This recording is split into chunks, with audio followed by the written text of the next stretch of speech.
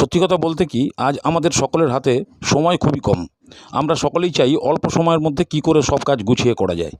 সেই কারণেই আজ আমি আপনাদের সঙ্গে যে রেসিপিটা শেয়ার করব সেটা খুব অল্প সময়ের মধ্যে হয়ে যায় এবং টেস্টও একদম লাজবাব। আলু দিয়ে চিকেনের ঝোল বহুবার আপনারা বাড়িতে বানিয়ে খেয়েছেন, তবে একবার আমার এই প্রসেসে বানিয়ে দেখুন, রেসিপিটার কালার, টেস্ট সব একদম পারফেক্ট হবে। তবে চলুন স্কিপ না করে রেসিপিটা একবার দেখে নেওয়া যাক। প্রথমে নিয়ে নিয়েছি এখানে 800 গ্রাম মতন মাংস, যেটাকে ভালো করে ধুয়ে পরিষ্কার করে নেওয়া হয়েছে। এবার এটাকে ম্যারিনেট করব।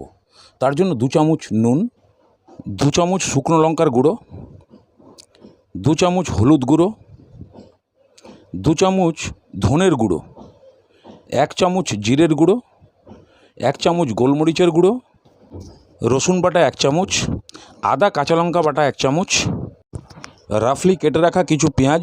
এখানে 400 গ্রাম মতন পেঁয়াজ ছিল, তার মধ্যে প্রায় 300 গ্রাম